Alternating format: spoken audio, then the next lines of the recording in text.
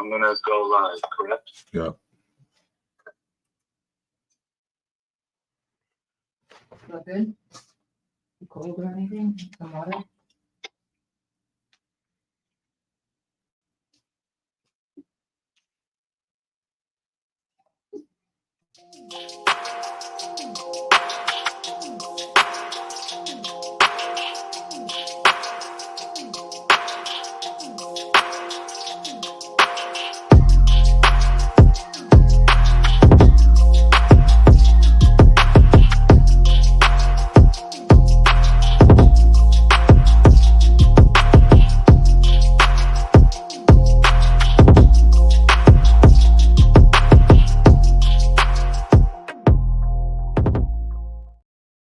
What's up, people? And welcome to the Seth Joyner podcast. Hey, listen, I'm sorry I'm running about 8 to 10 minutes late. It's a bye week. You guys can tell I'm in my golf attire. I just came running from the golf course, trying to make sure I'm here for you guys. It is a Talk to 'em Tuesday, no doubt about it. So much going on with our Philadelphia Eagles. Where do we begin? I'm going to give y'all a little short dissertation about what I think is going on, and then we're going to move over and start taking your calls for the remainder of the show. No whiteboard tonight. I'm out of studio. I'm on the road. So, we'll get back to the whiteboard sessions next week. The Eagles go down to Tampa Bay and lay another egg in Tampa Bay. People want to talk about A.J. Brown being missing, Devontae missing, Lane Johnson. Certainly, it was a big deal to have those guys missing. But you can't tell me that the Eagles can look that inept. On the offensive side of the ball, we knew that they were going to, that they needed to run the football. And they just didn't run the ball enough or commit to it in the first half. And listen, I get it. The offense went 3 and out 4 of their 5 possessions in the first half. But I'm just going to say this and put this out here for public consumption. Our offense looks a lot like it did last year, all over again. Blitzing, our protections aren't correct. Our routes aren't cut off to give Jalen an opportunity to get the ball out of his hands. He's making bad decisions with the football and where to go. It doesn't seem like he's going through any kind of progression. He's making up his mind where he wants to go with the football instead of going 1, 2, 3, 4 in his progression and getting the ball out of his hands. Everybody else seems to be able in the National Football League, for some reason, has seemed to figure out how to get their offense working against the blitz, except for the Philadelphia Eagles. We keep doing the same exact thing. I can't tell you how many times I saw the blitz coming. Jalen noted it's coming. And they got 6 guys in the box. We got 5 to protect and a running back. And we don't have any kind of adjustment to that. Adjust the protection. Tell Dallas Goedert to come in and block. Okay? Now you got 7 guys in protection with the back to block up anything that they put out. And if they drop out of there, great. Where are our routes that beats certain coverages? We don't have routes that beat coverages. It seems like we're just running routes, and all the routes are outside the hash marks. We don't take advantage of the middle of the field at all. And I don't know whether that's a Jalen Hurts thing, whether that's a offensive philosophy, or what it is. But we have got to be a team that's willing to take advantage of the middle of the field. Every other team in the National Football League does it, okay? You'll see when teams go empty, okay, 2 by 3, and they take their best wide receiver, and if you count outside in, okay, towards the tackle box, 1, 2, 3, they'll take their best wide receiver and line him up at number 3 inside, okay? And when they do that, if they're playing zone, you're going to get him matched up against a linebacker in the middle of the field. Why aren't we taking advantage of that? Why can't we do some of those things that everybody else is doing? They do it to us. How many times have we seen wide receivers matched up on our linebackers in the middle of the field in zone coverage? It's a mismatch. But we don't do that. We continue to ignore the middle of the field, let alone take our best wide receiver and put him at number 3 or put him inside and let him work option routes off of the linebackers or get him caught up in having to chase crossing routes. We don't have any crossing routes where the 2 inside receivers cross and then you got a deep dig coming in behind it. Now, listen, I understand football. And if I can understand that and I just do this, all I do is analyze the game. I'm not coaching. I'm analyzing. If I can see that with my own 2 eyes, you mean to tell me that these coaches that get paid millions of dollars every single year, and they spend the entire offseason trying to figure out different ways to attack different coverages and attack different teams. You mean to tell me that we can't figure out how to make these types of adjustments, that we keep doing the same thing over and over and over again, expecting for it to work, expecting a different result? This makes no sense to me. This team is too talented offensively to be struggling every single year. Last year, even though they got the 10-1, they struggled all year long. All season long, it was a struggle. They had to do the miraculous to win 5 out of 6 of those games that they won when they got to 10-1. This offense should be striking fear in defenses across the league and dominating across the league. Somebody tell me why that's not the case. Why is it? Why is it? If Nick Sirianni is going to say my fingerprint is on every single thing that happens on this team, and I believe that his fingerprint is on this offense so much more than Kellen Moore's, because you want to know something? I don't see, and if I go back and I look at film, look at everywhere that Kellen Moore has been, okay, Dallas and San Diego, I didn't see any of this type of offense in Dallas and San Diego. Where I saw this offense in the past was Nick Sirianni's offense last year when he made Brian Johnson the scapegoat and made it seem like he was the one that was running the offense when it was clear and it came out in the wash after the fact that Nick Sirianni was the guy that was making all the calls.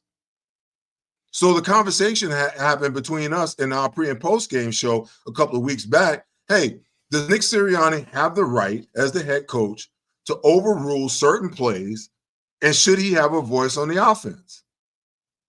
Hey, listen, if you're the CEO and you're no longer directing where the offense should go and what the offense should look like, okay, then step the hell back and let Kellen Moore do what we brought him here to do. Let him implement his offense and let him grow his offense the way it should be done. Because it's been very apparent, okay, that Nick Sirianni doesn't have a clue what he's doing when it comes to running an offense, okay? The first year, Shane Steichen took over halfway through. The offense took over. Shane Steichen comes back the next year, we go to the Super Bowl. Shane Steichen leaves, Brian Johnson steps in, and we're to believe that Brian Johnson is the one that's calling and game planning all of this offense. And when it comes out in the wash that that's not the case. The offense sputters all season long. The last 6 games, he had no answer whatsoever, and he had the audacity to come out in a press conference and say, Nick Sirianni, when someone asked him, hey, what do you think the answer is? What resolution can we have to the offensive woes? And he had the audacity to say, and it just blew my mind.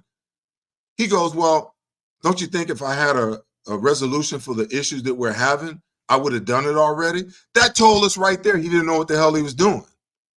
And for him to come out and say it openly to every other team in the National Football League was a massive mistake, because it gave everybody the license to go, okay, let's blitz the hell out of Jalen Hurts, because they have no adjustment for it. They have no sight adjustment. They have no routes that they cut off. They have no hot routes. They have none of that built into their offense. So let's blitz the hell out of them because they don't have an answer for it. We're going to stack the box on first down. We're going to get them in second and long, third and long, and we're going to blitz the hell out of them. Doesn't that look a lot like how last year ended, the game against Tampa Bay? Doesn't it look a lot the same? So, yes, I'm going to put some of the blame on Jalen Hurts, because he's got to, at the end of the day, he's got to make better decisions. He's got to get the damn ball out of his hands, okay? And he's got to throw with better anticipation. But a player can only be successful to the extent that the coaches put you in position to be successful. And this coaching staff for the last 2 years have not done that. And even though we have a new offensive coordinator, I'm not even going to point my finger at Kellen Moore, because I, in my heart of hearts, do not believe that he's the one that's directing this offense. It's got Nick Sirianni's fingerprints all over it. And guess what? It's not going to change until Howie or Jeffrey or somebody makes him step the hell out of the way and let Kellen Moore run this offense the way he was brought in here for it to be run. Okay? Now, let's jump over on the defensive side of the ball, because you know what? I'm just as pissed about that side of the ball. Baker Mayfield was sacked 12 times in the first 3 games. So common sense would tell you that they're going to come out trying to get the ball out of his hands. They're one of the worst running teams in the National Football League, and we really couldn't even control their run game. So what do you think they're going to do? You look out there and you see our corners lined up 8 to 10 yards off the ball. Yeah, they're going to go to the quick passing game. And we can continue to talk about, hey, we can't get on the quarterback. We can't get a pass rush. You're absolutely right, because the ball's out too damn fast. You want to know why? Because our cornerbacks never play press. Do you know that 88% of the time this year, through 4 games, the Eagles cornerbacks have played off coverage? They have not pressed 88% of the time. How is it that you think you can be successful in this league with wide receivers as agile and as quick and as speedy and as strong as they are, that you're going to play your cornerbacks off? You're going to play bend but don't break all the way down the field. And then once you get inside the 20, now you want to play aggressively. That's losing football. That's losing football every day of the week, any day of the week, on any level of football. I consistently watch this week after week after week, okay? These coaches are so afraid to put their players in a position to be aggressive. And then when you think about it, if you put me as a player in a passive mindset, then what's going to happen once the wide receiver catches the ball? Now I'm also passive and I'm not tackling. The Eagles missed 15 tackles in a game. 15 tackles against Tampa Bay. How is it that you think you're going to play great football missing 15 tackles? Where's the accountability for that? The object is the game. The object of the game is, as a defense, is to protect your real estate, not give it up between the 20s and then play like hell once you get in the 20. They already got 3 points. But then we get down and we're man-to-man on the goal line, and we're still 10 yards, 5 yards off the ball. Doesn't make any sense. This brand of football that they are playing makes no sense whatsoever. Get your cornerbacks up. Allow them to play press. The few times that they did get up and play press, okay, the cornerbacks did well. They played halfway decent in those situations. And I hear Vic Fangio when he says, oh, you know, the cornerbacks have the option in man-to-man to actually get up and bump or play off. No, why don't you, as the defensive coordinator, tell them what the hell they're supposed to do? Get up and challenge the wide receivers, because what you're doing is not working. Playing off the ball, off coverage in man doesn't work. Off coverage and outside technique is even worse. You want to know why? Because you're giving up the slant route, you're giving up the crossing route, and the wide receivers in a chase position all the time. It's 3rd and 3, 3rd and 4, 3rd and 2, and we're playing 5, 6, 7 yards off the ball. Every quarterback in the National Football League is going to look at that pre-snap and realize that you're not moving around. Hey, we'll take that 5 yards. And we know that your cornerback is apprehensive about missing a tackle because he don't want to give up a big play. So what is he going to do? He's going to tippy-toe up there, miss the tackle. Now the safety's got to come and make the tackle. Now they got a first down. They keep rolling and keep moving along. This philosophy makes no sense whatsoever. Look at the aggressive defenses in the National Football League. They all belong to teams that are winning, okay? The Minnesota Vikings, with Sam Darnold at quarterback, are 4-0 right now, maybe 5-0. They're undefeated. Brian Flores is up there pressuring the hell out of every team that they face. Tampa Bay Buccaneers, one of the best defensive teams in the league. They're not supremely more talented than anybody else, but you know what they do? They force your hand. They get you in 2nd long and 3rd and long. They're trying to push you to 3rd and long and push you even further back. Take the real estate away so that your offense doesn't have to drive another 10 to 15 yards when you do make them punt. This is just common sense stuff that just doesn't make any sense to me. You cannot play a passive brand of football all the time and think that you're going to win. Now, don't get me wrong. I'm not talking about, hey, you got to blitz every single down. But when you're blitzing, only when you get in the red zone, that's not feasible. You cannot win football games that way. You have got to believe. See, this has me to believe, this would lead me to believe that Vic Fangio isn't confident in the players that he got on the field. Because all of these teams, San Francisco plays aggressive, and they're not known for having any great cornerbacks, okay? Baltimore plays aggressive. Guys get up and they bump, and they play man-to-man from time to time. They'll get up and show you blitz, okay, in a myriad of different ways. A blitz for us is not sending Nakobe Dean on a 5-man pressure and blocking everybody else up across the board, man-to-man, and nobody's getting pressure. That's not pressure, okay? Where are our zone blitz concepts where you look like you're coming from the right, and then all of a sudden those guys drop out and you send a guy from the right because they've set their pressure to pick up the extra guys over on this side? Listen, this ain't rocket science, man. It really ain't. It really is not rocket science. And I don't understand why it is the Eagles cannot see this. Why Vic Fangio, in his 37 years of being a defensive coordinator in the National Football League, cannot see that this is what needs to happen. Hold your players accountable so that they tackle. Miss tackles, guess what? If you miss a tackle, come off the field. Put somebody else in. You want to motivate your players? Players are motivated by playing time. You miss a tackle, get your ass off the field, put the backup in. Let's see what everybody else can do when you put the pressure on everybody else. You talk about competition, but you've given these guys carte blanche to play like crap, and you don't do anything to incentivize them not to play that way. And then the nice guy nonsense, before I go to break here right quick. The nice guy nonsense. You got Avonte Maddox talking about Fortnite while he's getting his ass kicked all over the football field. You got Darius Slay talking about how many years Mike Evans has in the league during the game.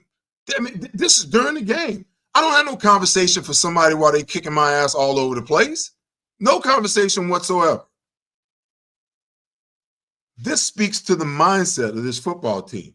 And then for Darius to go on and talk about, oh, if you're going to talk about how bad I played, then you need to talk about my greatness. And then you put all your stuff up there, and then you realize what a dumbass decision that was, and then you take it off. Come on, man. Then you turn around and you go on a podcast the next day with our most hated rival, and you're sitting there giggling it up with our opponent as he talks crap about one of the players on your team. Something ain't right, man. Something ain't right with this picture. Something is not right with this picture. And Nick Sirianni better hurry up and figure it out. Robert Saleh got fired today. Okay? How crazy is that? Could Nick Sirianni be next? Could Nick Sirianni be next? I think we all got to begin to talk about it. We have to start having that conversation. Because I honestly believe if this season goes to hell in a handbasket anyway, I think that Kellen Moore is going to be the next head coach of this football team. Let's just throw that out there. Because at some point in time, you got to create some continuity for your quarterback that you're paying $51 million every single year. You can't allow Kellen Moore to walk out of the door and have Jalen Hurts have to go through a whole nother system next year. Or the conversation that continues to go on about, if Jalen doesn't get it together, we need to stop it, man. Let me hip you guys to what the alternate is going to be, okay? The Eagles aren't going to sign some veteran that's going to come in here and save this roster if Jalen Hurts ain't the quarterback no more, okay? So let's put this to bed. What's going to wind up happening is the Eagles are going to have to They're going to have to get some guys off of this roster. Then they're going to have to turn around and draft a young quarterback, okay? And I get it. C.J. Stroud, Jaden Daniels, those guys are the anomalies. What's the chance that we're going to go and get a quarterback that's ready? If we don't, then we're going to wind up everybody who's calling for Jalen Hurts to be gone. We're going to wind up with a young quarterback that's going to have to learn how to play. By the time he figures it out, all of this talent that we have on this roster, especially offensively, they're going to be past their prime. So all of you guys that are crying for, oh, Jalen needs to go, we need a quarterback, he is who we thought he was, he's not the guy. Nonsense.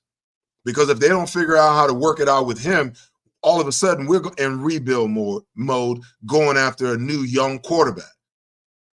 So we better figure out how to get him playing the way that he needs to play. We better figure out how to get this offense to improve and to be able to attack people the way that we need to attack them. Figure out how to give Saquon Barkley the ball and become a run-oriented team with play-action pass off of that. Everybody else is doing it. Kirk Cousins is having success doing it. Sam Darnold's having success doing it. They're having success with it in Baltimore. It's the linchpin for why Brock Purdy is as good as he is, because they run the football and then they go play action pass off of it. I don't understand what is so damn hard about that. A.J. Brown and Devontae Smith and Lane Johnson are a big part of what makes this offense go. But if we don't figure it out, having them back is not going to make that much of a difference. You want to know why? Because teams have figured out what this offense is after 4 short games in the season. And if we don't have something else, if there's not something else in that playbook that allows this team to change who they are and what they do, we're doomed to another season that looked just like last year. I'm telling you that right now.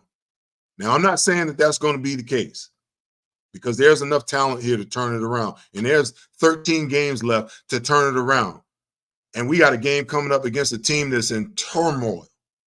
Great defense, quarterback just lost his way, and a head coach who comes out just yesterday and says, we're not benching Deshaun Jackson. Good. Maybe the Eagles can get healthy on his sorry behind next week. But they better hurry up and figure it out, because this is just getting downright ridiculous. There's no reason for this team to be floundering the way that it's floundering. Figure out how to get those 2 guys in the middle defensively, light a fire under their ass to show up every single week. Figure out whether Nakobe Dean is going to be a player or not. I'm not talking about making tackles 5, 6, 7 yards down the field. Step up in the gap and be a player against the run. Understand zone concepts when you drop. Don't just drop to a hook and look at the quarterback. Be aware of the routes that are going on around you so that you can react to them. Where's the coaching? Players only get better with good coaching. And when I see a player not getting better, not being a promising player from week to week, just building from week to week, that tells me that the coaching might be suspect. I got to take a break, man. Y'all got me worked up early. These Eagles got me worked up early. Let me get me a drink. I'll be back after this break, and then I'm going to turn it over to you guys. I am not doing anything for the second half hour, 30 minutes, for the second half hour, but taking your questions and your questions only. This is the Seth Joyner Podcast, and it's a Talk to Him Tuesday. Let's get it. When you open the BetParks app, you're in the zone. Winning is always a rush, but the money is in the moments. It's the anticipation of another face card, the thrill of an extra spin, and the pure joy of a jackpot. It's all your favorite games at your fingertips. Plus, get up to $1,000 casino bonus back if you're down in the first 24 hours. You play for fun, you love to win. You bet. BetParks. At Ponley Hockey, we're neither a pawn nor a hockey team. In fact, I don't even know how to skate. Cut. We're the injury law firm that you want fighting for you. With our vast network of attorneys across the country, we know the playbook on injury law. It's how Pond Lee Hockey recovered billions of dollars for more than 100,000 injured and disabled workers. And we know we can do the same for you. So give Pond Lee Hockey a call. No other law firm will fight harder for you. And you'll never pay a dime until we win.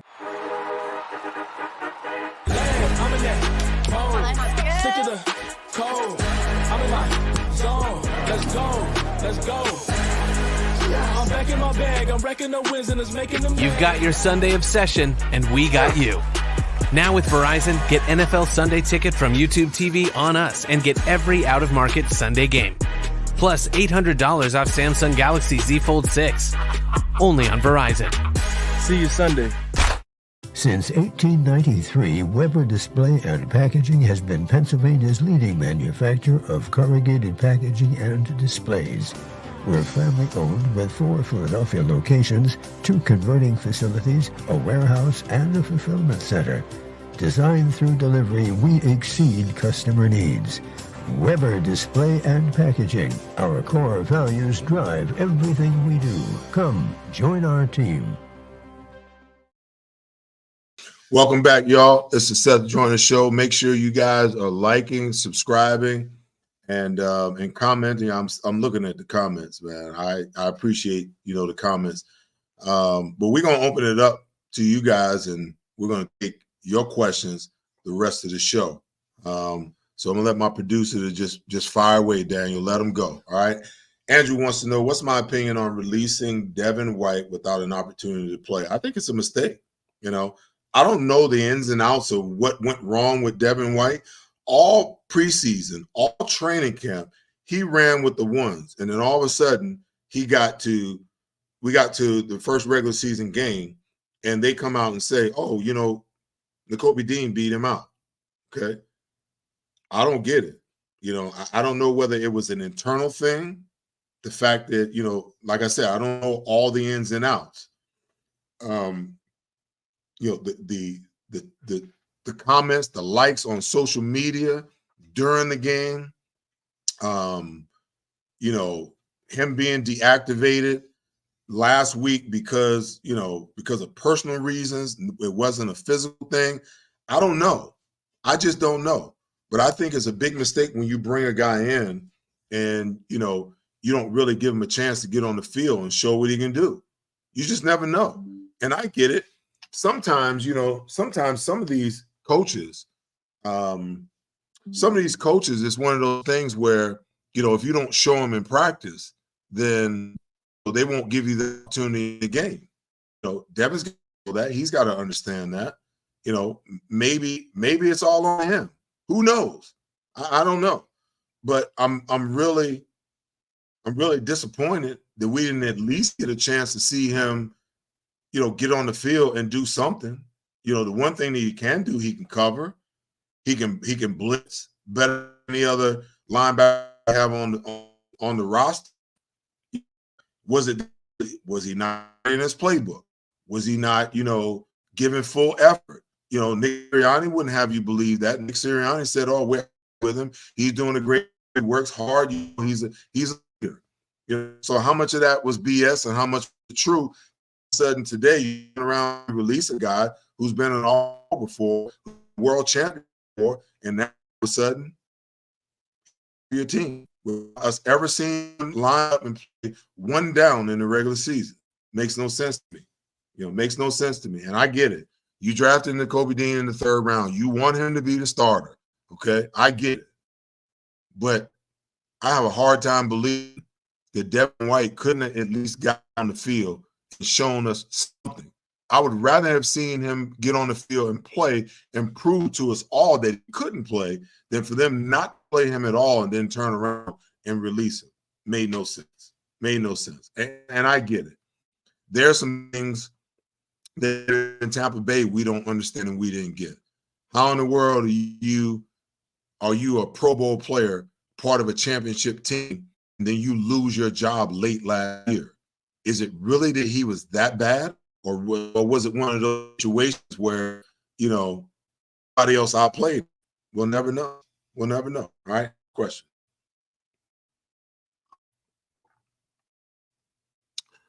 Romy wants to know, do I think DeJean should start at slot? Absolutely. Absolutely. I'm going to take a step further. I think either Isaiah Ross or Keely Ringo needs to start opposite of Quinyon Mitchell. I have enough of this in my opinion. I know y'all feel the same. Sirianni talked what a great leader he is and how hard he works. Hey, listen, man, I don't care about all that crap. What I care about is what I see on Sunday, you know, and him having good coverage once or twice. Come on, tackle. And here's a lot of people's take. Oh, a lot of the I see it breaking up. Hope you know things are getting better. I understand that you know, he has a rotation, but at the other end of the spectrum, look at what we see in the field. What are we actually seeing on the field? It's proving that players are worthy of the positions that they continue to hold. You know, I don't think Darius Slay has played a great game, you know, for over a year now. And I get it, you're paying them a lot of money, but you got these guys that are trying to come on. And at some point in time, you're going to have to say, all right, we're going to have to get these young guys on the field. We're going to have to figure out how to get these young guys out here playing.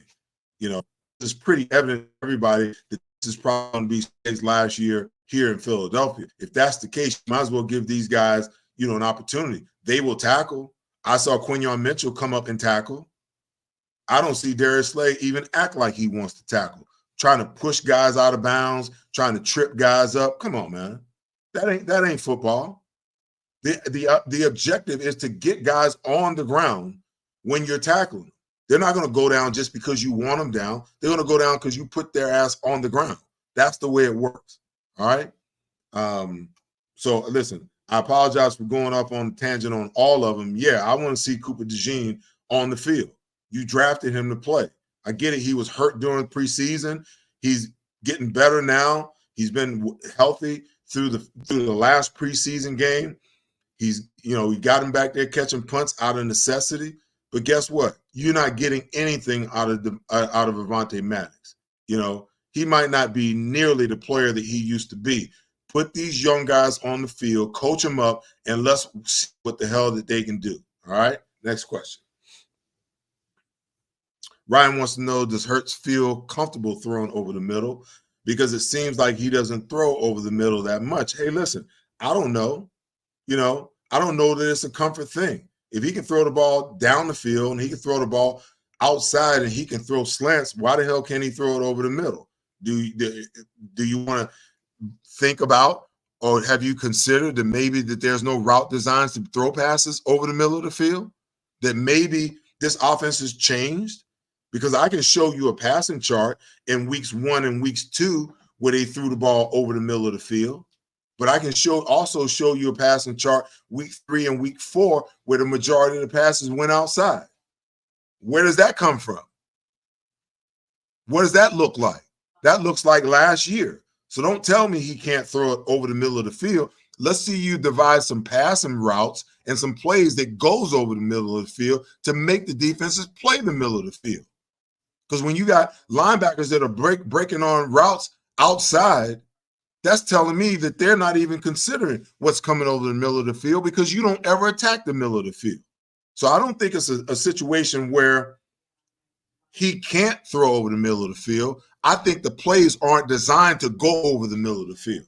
Why can't we have Saquon Barkley on an F under release coming underneath?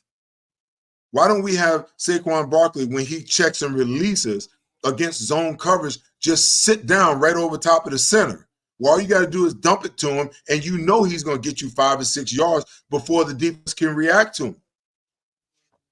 I don't know. I don't have the answer for that. But I'm not going to say what somebody can't do until you show me that he's at least trying it and that he can't do it. We don't know whether he can do it or not because we haven't seen him do it. And I'm assuming that when you don't see a player do something, when you don't see a quarterback make a certain kind of throw or attempt a certain kind of throw, That's by design more than it is the quarterback just not wanting to do it. Okay. Next question. I'm not even going. Astute wants to know, can you please explain what Brian Flores is doing with the Vikings defense and how it's similar to Buddy Ryan's defense? Listen, Brian Flores knows and understands, like any other coach that brings pressure, that pressure is like kryptonite for quarterbacks. What all quarterbacks want to do is drop back in a perfect pocket, not feel any pressure coming from anywhere, be able to assess what's going on, go through his progressions all the way across the field, and comfortably make throws. That's what all quarterbacks want to do, okay? What good defensive coordinators understand is that when you put pressure on a quarterback, when you speed up his thought process, when you speed up his clocks, that's how they make mistakes. The Eagles are one of the worst teams in the National Football League in turnovers. Why? We got 2 interceptions and I think, 4, maybe 5 sacks through 4 games? How many forced fumbles do we have? We've got to rank at the bottom half in every defensive statistical category. Guess what? Because we don't force the issue. See, when you blitz and you pressure and you press at the line of scrimmage with your cornerbacks, guess what happens? You create pressure. And where you create pressure, now you force the quarterback to do things that he's uncomfortable doing. When you bring a blitz and you've confused the protection, the quarterback knows right now that he's got one read and one read only. And if he makes a mistake, it's a turnover. It's an interception. It's a sack fumble, okay? So he's got to make the right decision. And he's got to throw the ball with precision and with accuracy. When you speed up his clock, you take all of that stuff away. But if it's like in the Super Bowl, I go back to the Super Bowl because as I'm watching it, I'm watching Patrick Mahomes. He's in the second half of that game, he never felt pressure at all. As a matter of fact, he slipped into this comfort zone because in his mind, he was like, they're never going to blitz. They're not ever going to bring any pressure because they're afraid that I'm going to torch them. And out of fear, they won't bring pressure. So I can sit back here and go through my progression and wait for routes to open up, wait for wide receivers and tight ends to make alternate moves because they're never going to bring pressure at me. And I'm never going to feel this level of uncomfortability. And when you have quarterbacks that do that, even the most average quarterbacks can succeed. Look at Baker Mayfield. Baker's a good quarterback. Baker's not a great quarterback. And I'll say this. And let me add this to the mix of all those people that's saying, hey, we need another quarterback. Jalen ain't it, okay? If Geno Smith can figure it out and revive his career, okay? If Sam Darnold can do it, if Baker Mayfield can do it, don't tell me that Jalen Hurts is a throwaway quarterback. That's a bunch of BS because he's supremely more talented than all 3 of those guys, and there may be some more that I'm missing. So don't tell me what he can't do. Let's get him a coach that can help him get better. Because if those 3 guys who was left for dead, that were almost out of the game, now all of a sudden are starters and thriving on their respective teams, if those guys can do it, Jalen Hurts can do it too, okay? Just give him what he needs to be able to do it. And that's a good damn coach, all right? Next question. Gregory wants to know who's responsible for trading Hassan. You know, me and D Gunn got into it our first pre and post game show, and D Gunn and make sure you guys tune in. You know, if you guys don't know, right here on my channel, the Seth Joyner, the Seth Joyner Show channel, we got a pre and post game show that goes live every single game day. We're up an hour and a half before kickoff, and we're on an hour and a half after the game is over, breaking down the game, giving you guys, you know, our thoughts. Me, Mark Farzetta, host it, and D Gunn every Sunday right here on the Seth Joyner channel.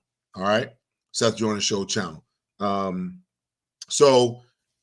Greg, we were talking about, and I said that it was a mistake that they made that trade and they let Hassan go, and that Howie needs to call the Jets figure out a way to bring Hassan back home. And he was like, well, Hassan ain't coming back. I was like, well, let's have this conversation by week 4 and look at where we are at week 4, where we only got 3 sacks, not a single, just one by our outside rush guys, okay, or maybe 2. I think BG got 1 and Sweats got 1. That's it. Other than that, we ain't getting no pressure, okay? Bryce Huff ain't it. Nolan Smith ain't it. And they're not going to figure out a way to become it all of a sudden. You either are a pass rusher or you're not. You can either do it or you can't. They've proven through 4 games that they can't. And nothing miraculous is all of a sudden going. There's no magic switch that you're just going to switch that's going to turn on and all of a sudden they're going to get it. Okay? Great. I don't know who is responsible. The only thing I can say is that because Hassan wanted to be paid what was right, okay, as one of the top 5 rush guys over the last 2 or 3 years, okay, the Eagles let 27 sacks over the last 2 years walk out of the door with no viable replacement. And this is the sad part. A lot of people don't catch this. They don't pay attention to these kinds of things. In training camp, Vic Fangio was saying, oh, Bryce Huff is learning how to play the position. You mean to tell me you spent $53 million on a guy who's learning on a project, on a guy who's learning how to play the position? And you let a guy who's proven that he could play the position walk out the door? All because you didn't want to pay him? But then you turn around and you give Bryce Huff $53 million over 3 years. And he's giving you nothing. I'm pretty sure Hassan probably asked for $25 million. I don't know for certain. I'm just saying, okay? He was slated to make 14. You mean to tell me that you couldn't have split the difference and found $6.5, maybe $7 million to bring him up and keep him happy and keep him here for the next 2 years? You couldn't do that?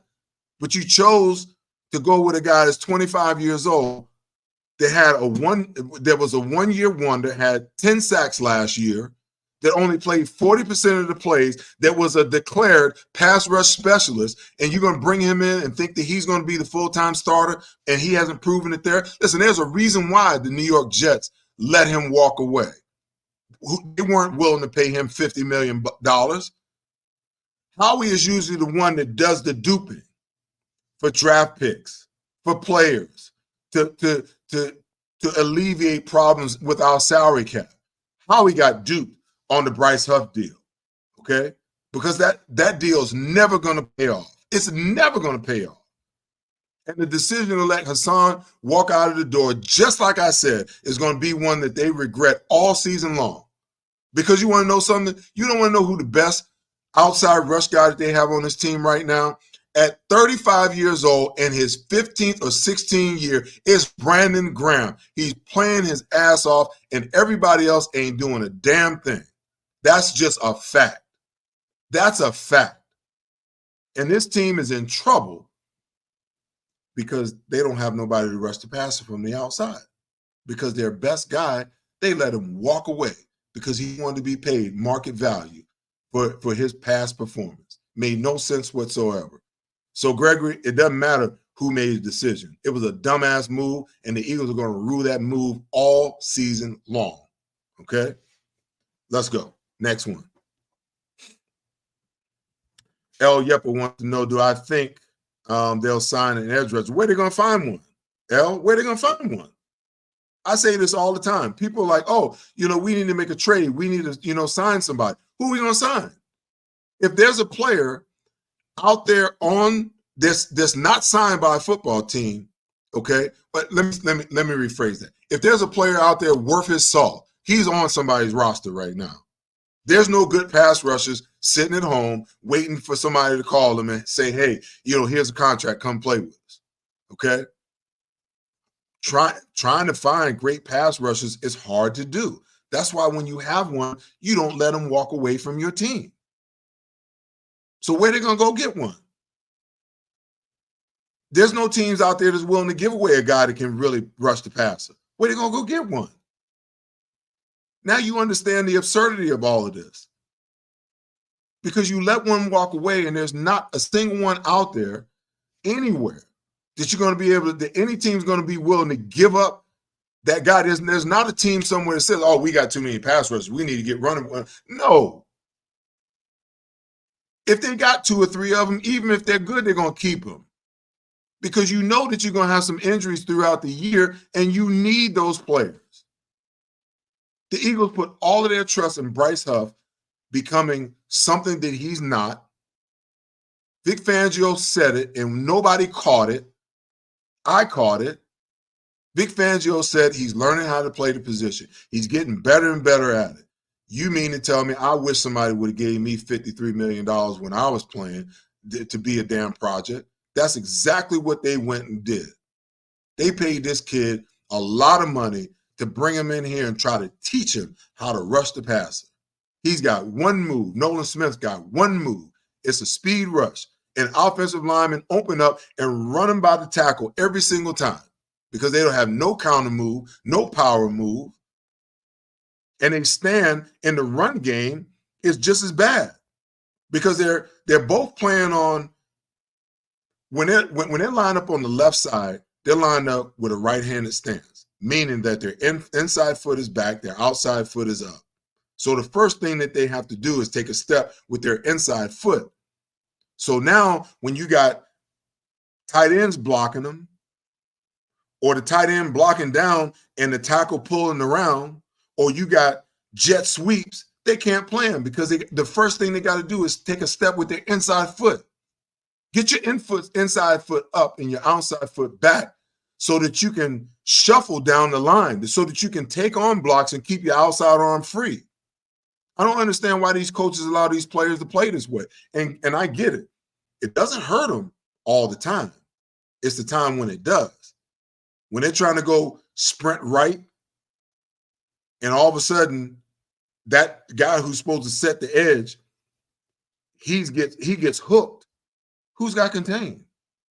Now the quarterback can either run the ball or throw the ball outside. Instead of him being outside, making the quarterback pull up or being in a position where he can put his hands up and affect the pass, he's getting swallowed up by a damn tight end. And these are the protection issues in their four-man look. This is the problem. You can block Nolan Smith and Bryce Huff with a tight end now. So now what does that allow you to do? Your other tackle is going to turn out on Josh Sweat, and now you double team the 2 guys on the inside, and you wonder why we can't get a pass rush. Because you don't have to block your left defensive end with a tackle. You can put a damn tight end there. And the quarterback standing in the pocket all day long to throw the ball. I see that. These coaches get paid millions of dollars. You mean to tell me they can't see that and make the adjustment? Well, guess what? It's too late now.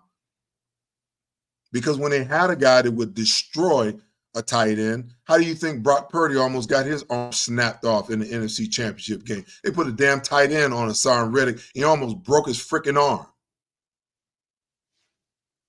Next question, man. Y'all got me fired up tonight. Steve wants to know what I think of. Hey, listen, man, I already talked about it. I think it's a mistake. I would love to have seen him at least get on the field and prove to everybody that he couldn't play before they decide to move on. We didn't see Devin White play 1 down in the regular season. Insanity. Next question. Eric wants to know who was a better sideline guy, Dom or Stumpy? Oh, come on, man, really? Hey, listen, I'm always a Stumpy guy. You know, Dom is that dude for this era of football, but Stumpy will always be my guy, man, for sure. Rest in peace, Stump. Next question. Can Nick get this team back? That's a big question, man. You know, I think this team is kind of in the same place as it was last year. And by the way, I'm on water, man. I ain't on no wine. Y'all stop it.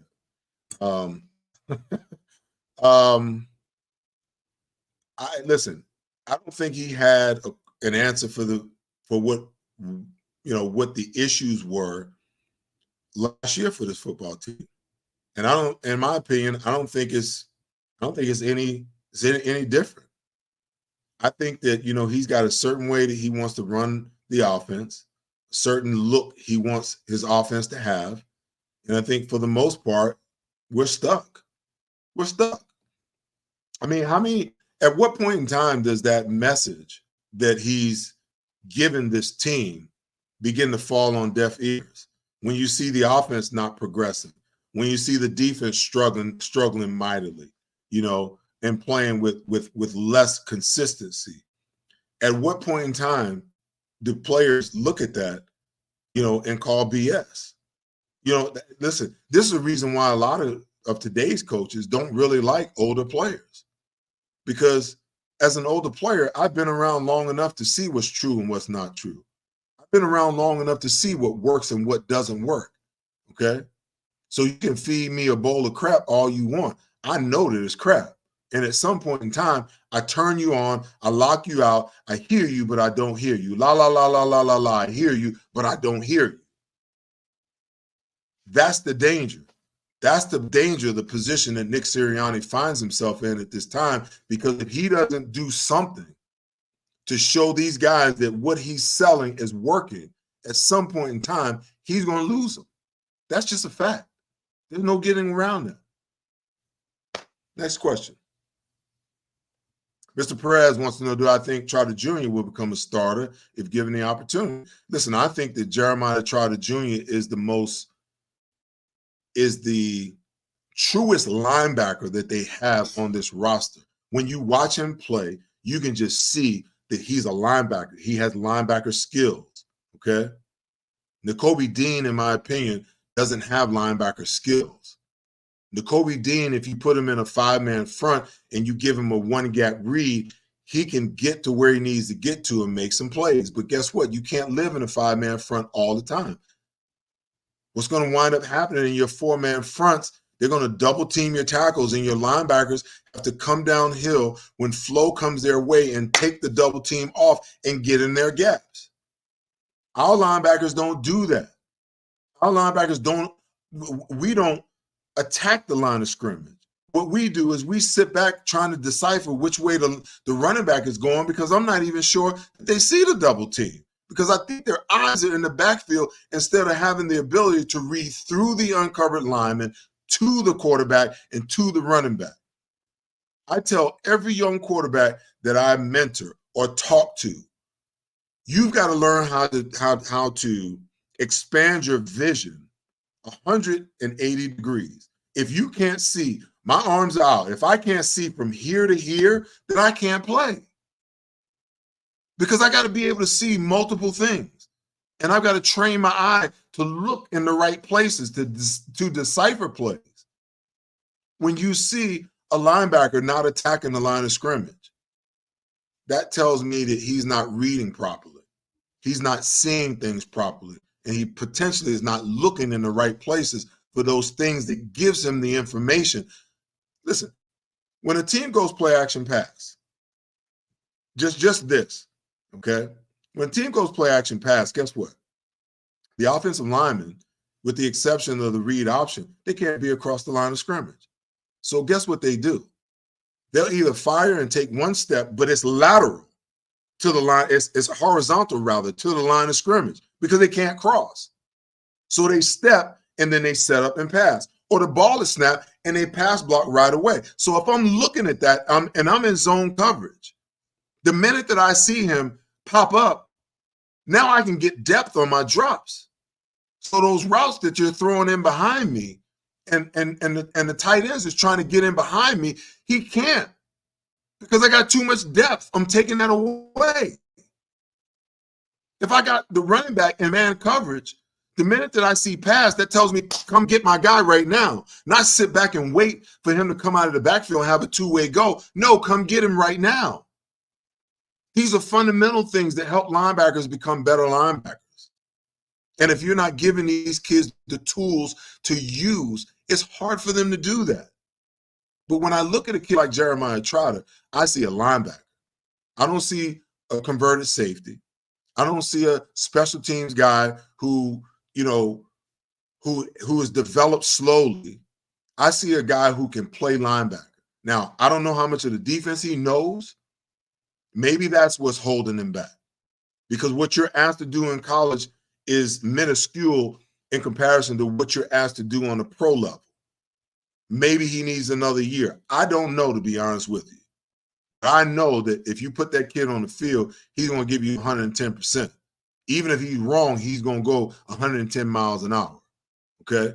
And I'd rather have a guy be wrong every once in a while and go 110 miles an hour than a guy that's out there playing 50 miles an hour all the time because they're not sure what they're seeing. All right? Next question. Dom wants to know, does Laurie need to hire Howie Roseman, a defensive consultant? He made bad decisions on that side of the ball. He's not good. And listen, I don't know, to be honest with you. I don't know if philosophically this is not how the Eagles believe the defense should be played. Now, Jeffrey Lurie was the owner when Jim Johnson was here. Jim Johnson was aggressive. Howie Roseman was mentoring under Joe Banner when Jim Johnson was here. Okay? But I'll throw this out to you. If analytically they believe that the way that you win on offense is big plays, explosive plays down the field, then analytically the mindset probably has to be you don't want to give up big plays down the field. We're willing to bend but don't break and then play more aggressively in the red zone. Think about that. Maybe that's where it's coming from. And Anthony Thompson, I see you. And my producer hadn't put you up. There you go. Thank you, Daniel. Okay? That's the first thing I thought about when I saw he got fired today, because he was a hell of a defensive coordinator in San Francisco, and he got a hell of a defense up in New York. They're not losing games up in New York because of the defense. And he's a defensive-minded coach. They losing games up there because number 8 ain't playing worth a damn and nobody wants to talk about it, okay? But this is the first thing that I thought about today when I saw that Robert Saleh got fired. The first thing I thought, damn, I would love to see him be the defensive coordinator right here in Philadelphia.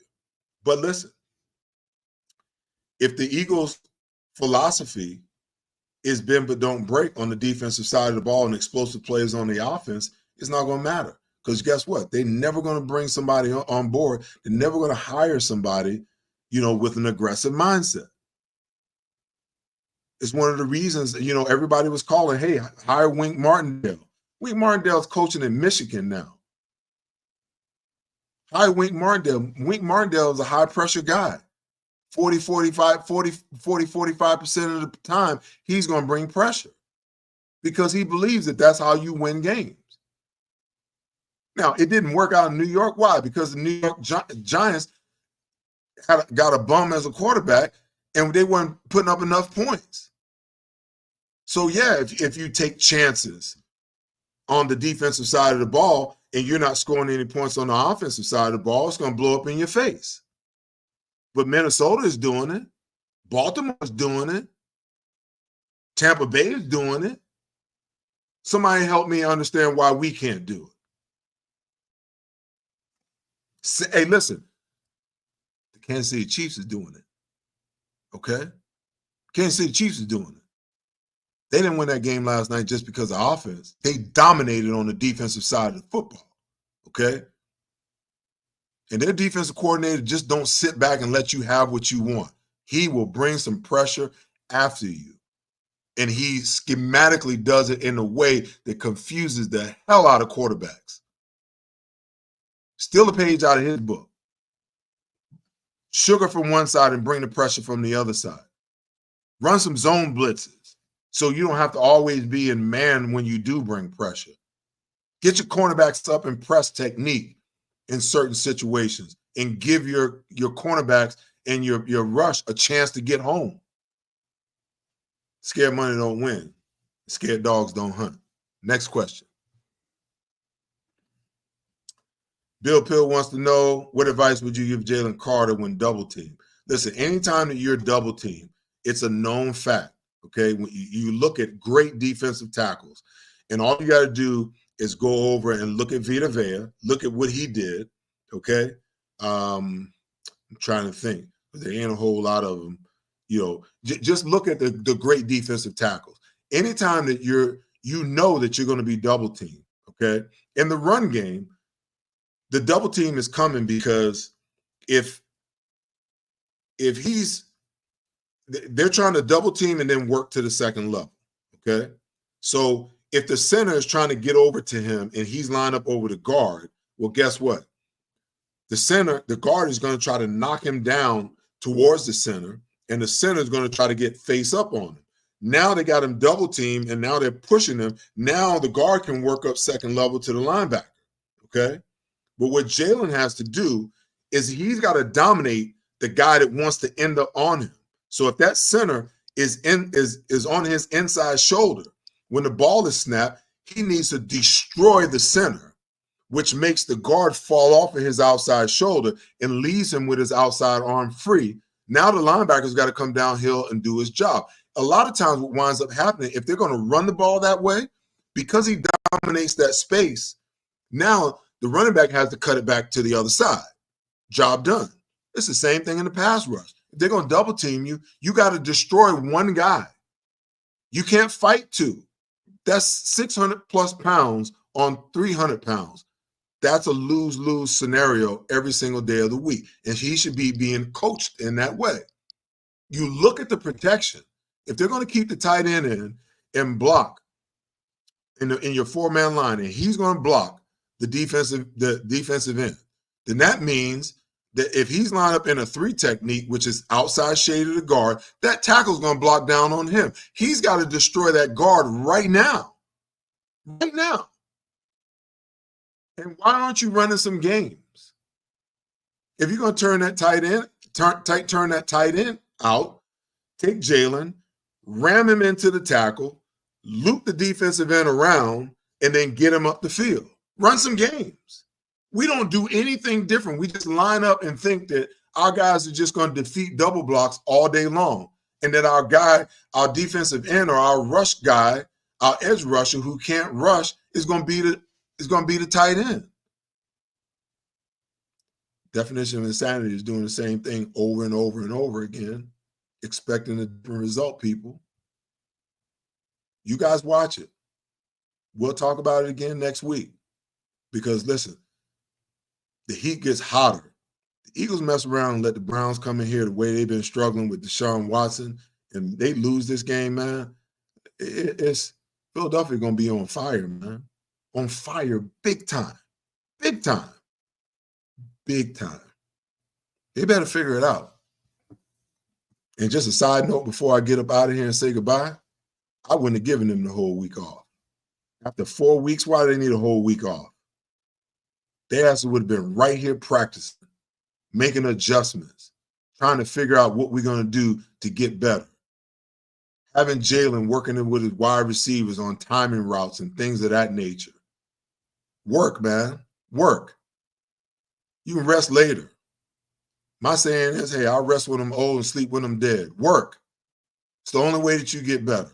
Not by giving your players time off, a week off from practice. They should have been at the facility working every damn day. Now, I'm not saying you got to beat them up and work them to death, but they didn't play in the preseason. They only played 4 games. And practice is a cakewalk. You don't do nothing in practice. You can only have 12 padded practices all season. What the hell are they tired about? I'm going to have dinner, man. It's been great being with y'all tonight. I appreciate you tuning in. See you next week, same place, same time, right here. We'll be talking about these Eagles and what they did against the Cleveland Browns as they roll into Lincoln Financial Field on Sunday, the 13th at 1 o'clock. Hey, listen, make sure you guys take care of each other. Be good to each other, but most importantly, make sure you love each other. See you next week. Peace. Most people don't know how to get the care they need. The experts at Stay at Home Care can help. Before choosing a caregiver or family member for your care, you need to apply for the Home Care Program. The application process can be complicated. Stay at Home Care can help you navigate through every step. Once approved, your caregiver or family member will receive guaranteed weekly pay, a variety of medical benefits options, paid holidays, paid vacation, and overtime pay. Call Stay at Home Care, here to help every step of the way. This is Seth Joyner, top analyst for the Birds. I've also analyzed the best auto dealerships, and I drive a Davis Honda. Get to Davis Honda now and fall into savings. Lease a new 2024 Prologue EV for just $299 per month. See why Davis Honda continues to win outstanding awards for sales and service, including the highest award from Honda, the President's Award, 2 years in a row. Fall into savings right now at Davis Honda. Feel the Davis difference at Davis Honda in Burlington. I'm Seth Joyner, and I drive a Davis Honda. At Revolution X, we know that fortunes are made in times of uncertainty. Are you selling your investment real estate? Are you interested in deferring your tax with a 1031 exchange? At RevX, we're experts in 1031 exchange planning and the use of passive real estate options using DSTs. Not in the midst of an exchange and want to invest in real estate but don't know where to start? Revolution X has institutional grade real estate options for any size investor right now. Set up a consultation at RevXWealth.com. RevX, defer the tax, maximize the gain. The Excite Center at Parks Casino, the region's hottest live entertainment venue. Check out your favorite concerts, comedy, boxing, MMA, all at the #1 casino in Pennsylvania. Don't miss Funny Man JB Smoove on Saturday, September 14th, plus Straight No Chaser on Friday, October 18th. Don't miss these two exciting headliners, only at the Excite Center inside Parks Casino. Parks Casino, this is how you win. Tickets on sale now. Pride, passion, and persistence. These are the values that drive us all at Ron Jaworski Golf. We strive to deliver outstanding conditions as well as playability for golfers of all ages and abilities.